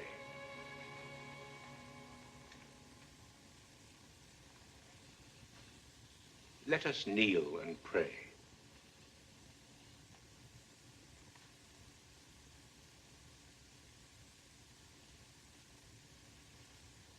O Lord, look down from heaven. Behold, visit, and relieve this thy servant who is grieved with sickness. Have mercy on her, O Lord. Have mercy on this miserable sinner. Forgive her, and extend thy accustomed She's goodness. not a miserable sinner, and you know it. Oh, God! You know Vinnie is not a miserable sinner. She's a fine woman. She shouldn't be made to suffer. It's got to stop, I tell you. It's got to stop. Have mercy, I say. Have mercy, I tell you. What's the matter, Claire? What's wrong? Vinnie. Vinnie, what are you doing down here? You shouldn't be out of bed. You get right back upstairs. I heard you call. Do you need me? Vinnie, I know now how much I need you. Get well, Vinnie. I'll be baptized. I promise. I'll be baptized. You will? I'll do anything. Oh, Claire. We'll go to Europe, just we two. You won't have to worry about the children or the household accounts. Or... Vinnie. Don't worry, Mr. Day. She'll be all right now. Bless you for what you have done. What did I do? You promised to be baptized. I did? Oh, Gad!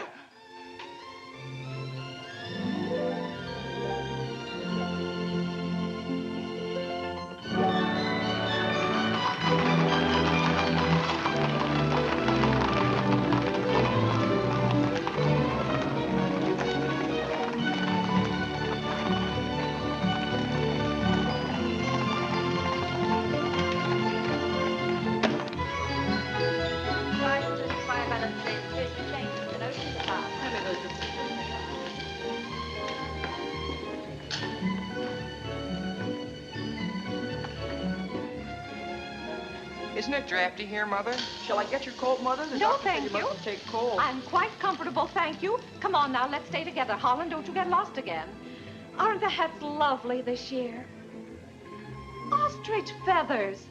You wouldn't wear that hat, would you, Mother? I think that's very pretty.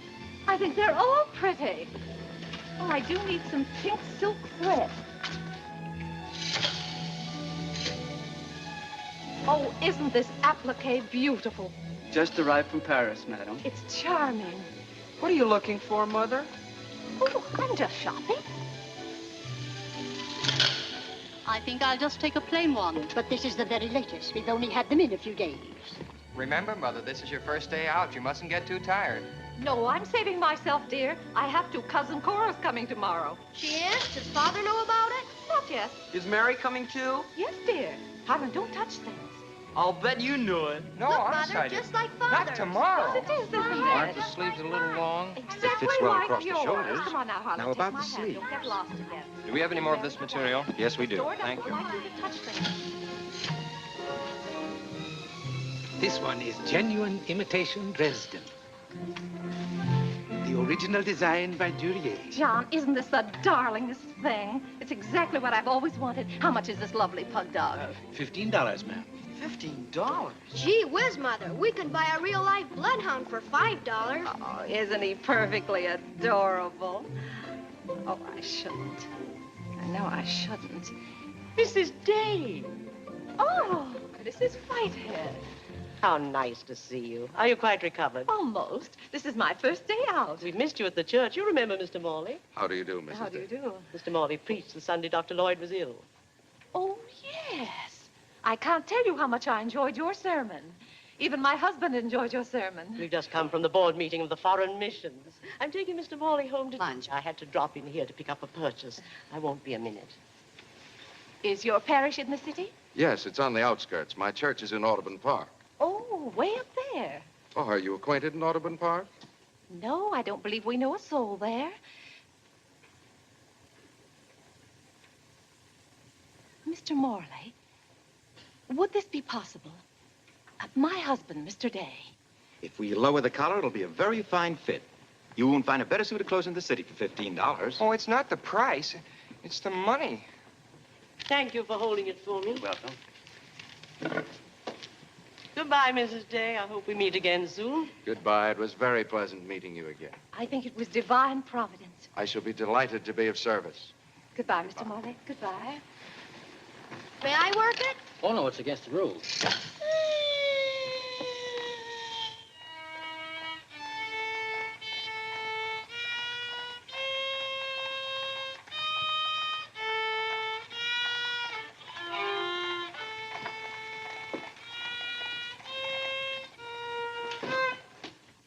Hello.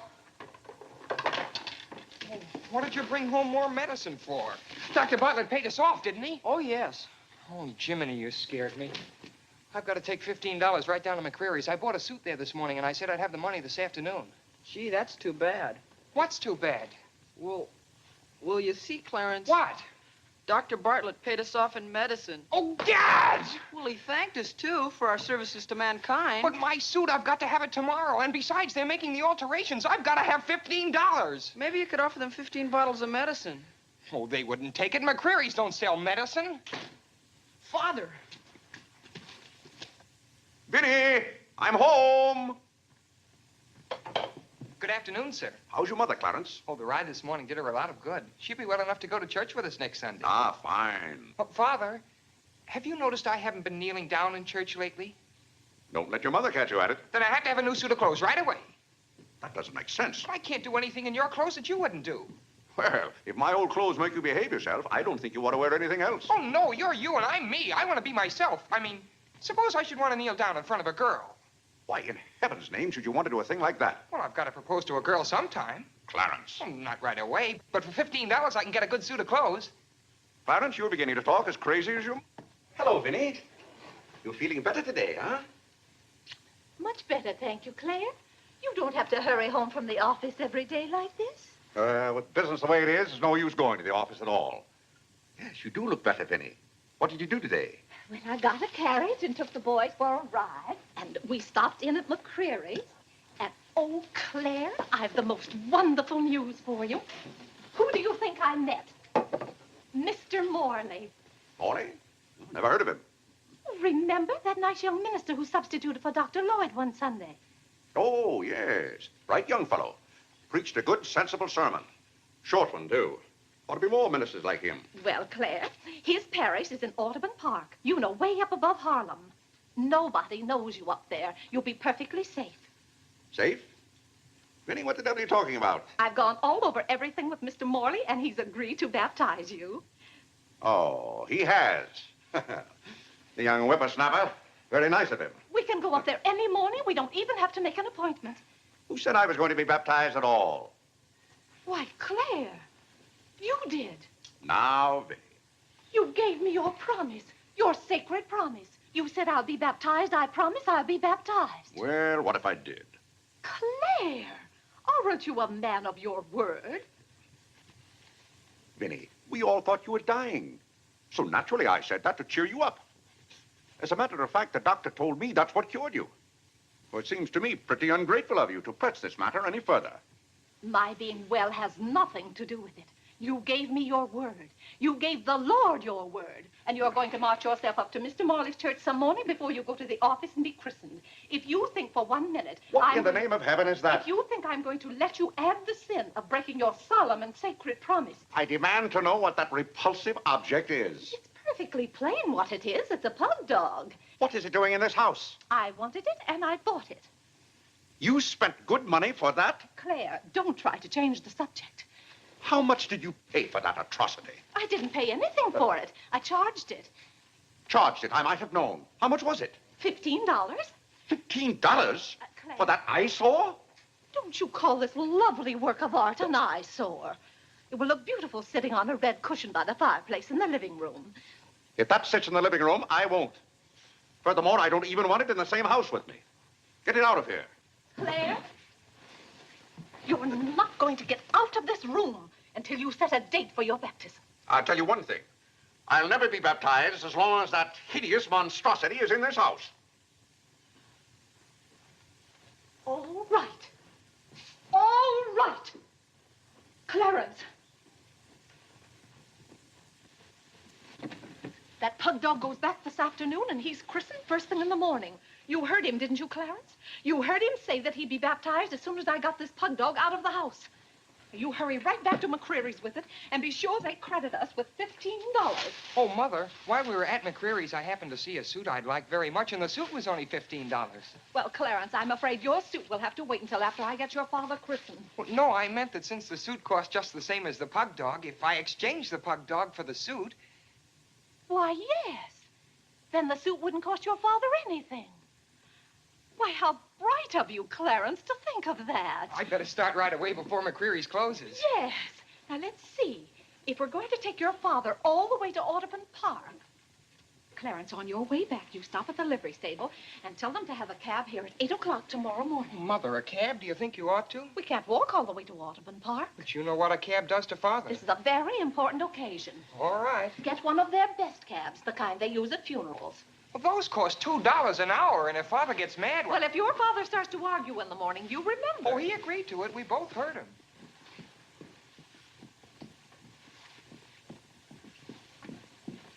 I hope you notice Clarence is returning the pug dog. Well, that's a sign you're getting your faculties back. Don't dawdle, Clarence.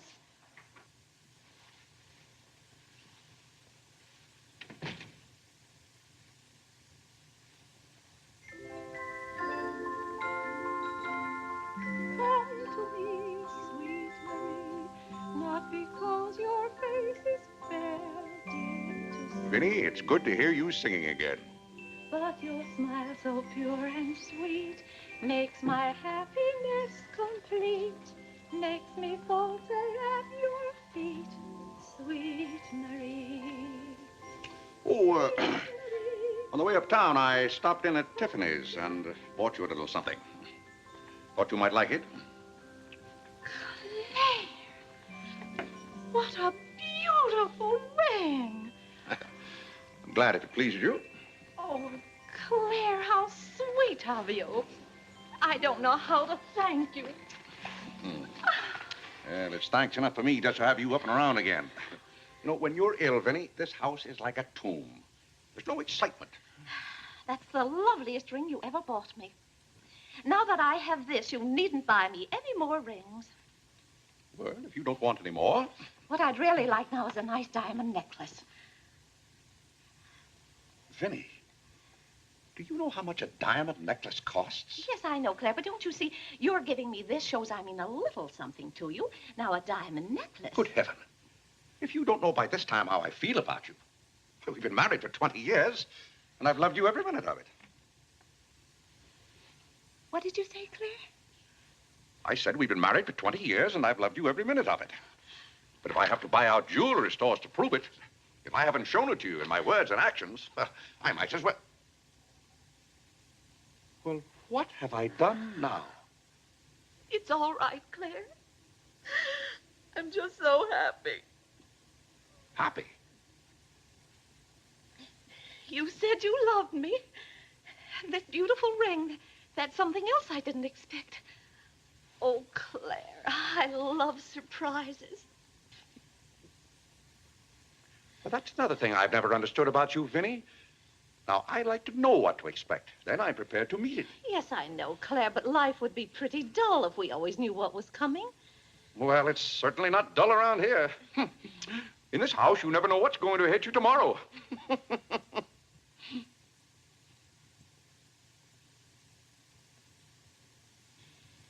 Every daisy in the dell knows my secret, knows it well, and yet I dare not tell thee, sweet Marie, sweet Marie, Sweet Marie, come to me, not because your face is fair, love to see. Love to see.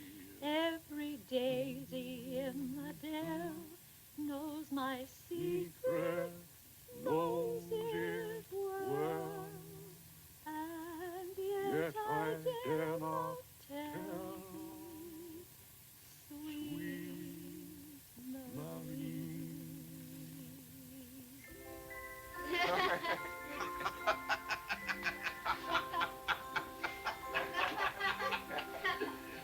Well, then, Harlan, the very... Who are you? What's your name? Margaret, sir. Can't be Margaret. We've got one Margaret in the house. At home, they call me Maggie, sir. All right, Maggie. If her name's Margaret, that's a good sign. Maybe she'll stay a while. Do you know, boys, your mother used to be just the same about cooks as she is about maids. Never could keep them, for some reason.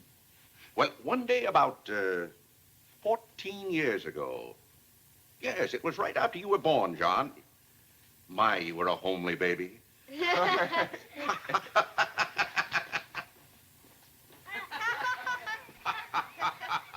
Thank you, Margaret. Good morning, boys. Good morning, Good morning, Mother. Good morning, Claire. Morning, Vinnie. Why, you look as though you were dressed for a wedding. Do I, dear? Yes. Have a good night? Yes, thank you, Claire. Sit down, Vinnie. Sit down, boys.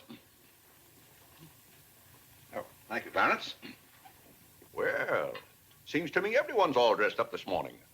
What's on the program for this fine day? Well, this afternoon, May Lewis's mother is giving a party for everyone in May's dancing class. Harlan's going to that. I don't want to go, Mama. Harlan, don't you want to go to a party and get ice cream and cake? May Lewis always tries to kiss me. When you get a little older, you won't object to girls wanting to kiss you. Will he, Clarence?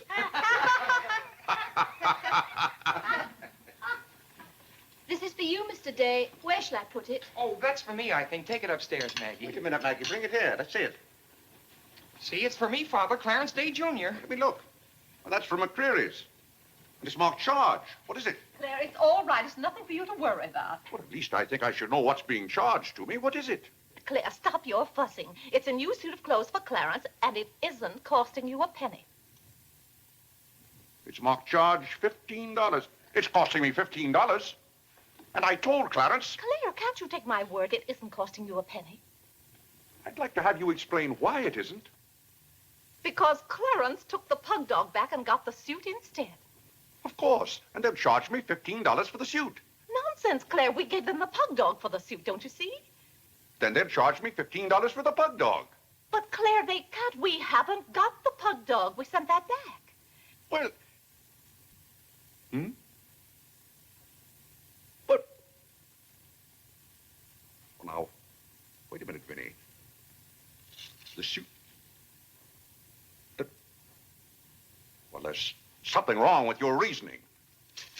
Well, Claire, I'm surprised at you when you're supposed to be so good at figures. That's perfectly clear to me. Vinnie, they're going to charge me for one thing or the other. Don't you let them.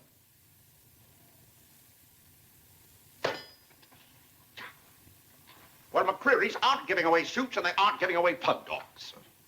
Why, it should be clear to a child that if Clarence sent the pug dog back, they... What? I will not have that botanical freak in this room. John, have you been going around this town selling medicine? Yes, Mother. Dog medicine? No, Mother, not dog medicine.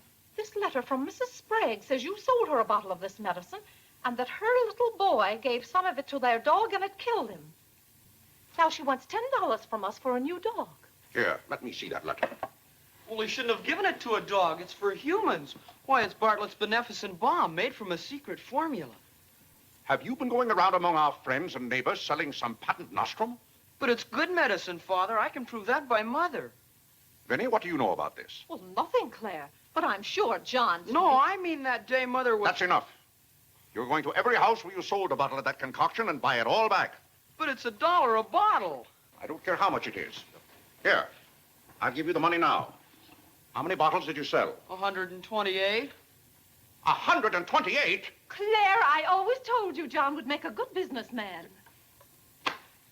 Young man, you'll have to come down to my office with me. I'll give you the money to buy back that medicine. $128. And $10 more for Mrs. Sprague's dog. That's $138. Thank you, Vinnie. But it's all coming out of your allowance. That means that you'll not get another penny until the whole $138 is paid up. I'll be 21 years old. Oh, Gad! What's the matter, Claire? What's wrong?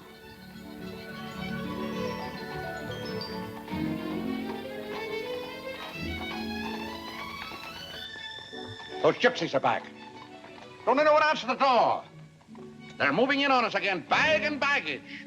I won't have it, I tell you. I won't have it. Now, Claire. Don't let them in. Claire, hush up. They'll hear you. Tell them to get back in that cab and drive right on to Ohio. As if we could turn our own relatives away. But they're extravagant enough to take cabs when horse cars run right by our door. And now you be quiet and behave yourself. John, come help with the baggage. Why do they always have to pounce on us without any warning? Cora, Mary. Well, it's so good to have you back again. How are you, Vinnie? We've been so worried about you. Oh, I'm fine now. Did you have fun in Springfield? Was it? John. My, you're still growing. Thank you, Cousin John, Cora. go get the baggage. There's Hello. Whitney. How are you, darling? Fine, thank you. And little Harlan. Have you been a good boy? No. Claire, the girls are here. Cousin Claire, here we are again. My, it's so nice to be back. How do you do, Mr. Day? How do you do? Come and sit down and have some breakfast with us. Oh, we had breakfast at the depot. Well, we've practically finished ours. I haven't finished my breakfast. Well, then sit down, Claire. Come and have a cup of coffee anyway. Oh, thank Mary, you, sit over Vinnie. there. Cora, Maggie, clear those places. My, this seems so natural. Claire, don't let your kippers get cold. Maggie, serve some coffee. Yes. Where's Clarence? Well, he must be upstairs moving his things so you can have his room again. Oh, Vinnie, we can't stay overnight. Grandpa Ebbets has been failing very fast, and that's why I have to hurry back. We're leaving on the 5 o'clock train this afternoon. Well, Cora, it certainly is good to see you again.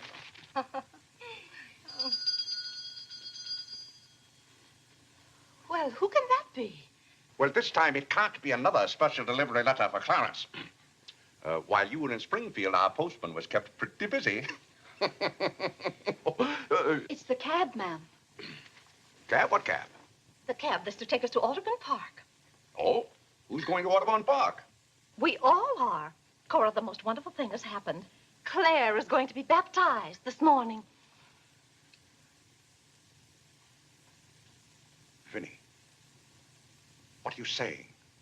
I'm saying you're going to be baptized this morning. I am not going to be baptized this morning or any other morning. You promised yesterday that as soon as I sent that pug dog back, you'd be baptized. I never said anything remotely like that. Clarence was right there and heard you. That's why I ordered the cab. The cab. Vinnie, you send that right back. I'll do nothing of the kind. I'm going to see that you go to heaven. I can't go to heaven in a cab. Well, you can start in a cab. I'm not sure they'll ever let you into heaven, but I know they won't unless you're baptized. They can't keep me out of heaven on a technicality. Claire, stop quibbling. You may as well face it. You've got to make your peace with God. Until you stirred him up, I had no trouble with God. Harlan, Whitney, come get your Sunday hats. Clarence, John. Yes, Mother? Hurry, we're ready to go. Oh, my prayer book. Harlan, come let me fix your tie. Vinnie, are you mad? Was it your plan that my own children should witness this indignity? Why, Claire, they'll be proud of you. I suppose Harlan is to be my godfather. Vinnie, I won't go through with this thing. That's final. Claire, dear, if you feel that way about it. I do. Then we won't take the children with us. I'm not talking about the children. I'm ready, Mother. Oh, John. Vinnie, I haven't time for anything like that this morning. I've got to take John down to my office with me and give him the money to buy back that dog medicine. But it wasn't dog medicine, sir. Young man, we're starting downtown this minute. You do no such thing. You gave me your sacred promise that day I almost died. Yes, and she would have died if we hadn't given her some of that medicine. That proves it's good medicine. You gave your mother some of that dog medicine? John, you didn't. Yes, we did, Mother. We put some in your tea that morning. Oh, John. Do you realize you might have killed your mother? You did kill Mrs. Sprague's dog. John, I'll have to give considerable thought as to how you're to be punished for this. But Claire... No, Vinnie. When I think of that day, why, we might have lost you. You're all right now, thank heaven. But what I went through that afternoon, the way I felt, well, I'll never forget it. You've forgotten it already. What do you mean? That was the day you gave me your sacred promise. Yes, but I wouldn't have given you my promise if I hadn't thought you were dying. And you wouldn't have almost died if John hadn't given you that dog medicine. Don't you see? Well, the whole thing is illegal. Suppose I had died. It wouldn't make any difference to you. You don't care whether we meet in heaven or not. You don't care whether you ever see me and the children again. Now, Vinnie, you're not being fair to me. It's all right, Claire. If you don't love us enough, there's nothing we can do about it. But that has nothing to do with it. I love my family as much as any man. All my life, I've struggled and worked just to... Gad, there's that cab.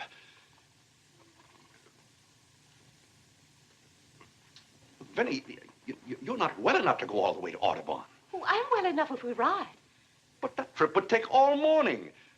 And those cabs cost $1 an hour. This is one of their best cabs. This costs $2 an hour. Well, then why aren't you ready? Get your hat on. Oh, tarnation! Hallelujah! Amen!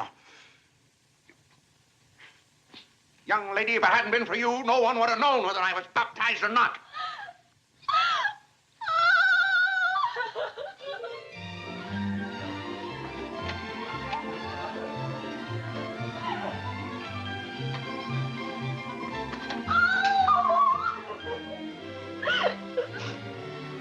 Oh, Gad!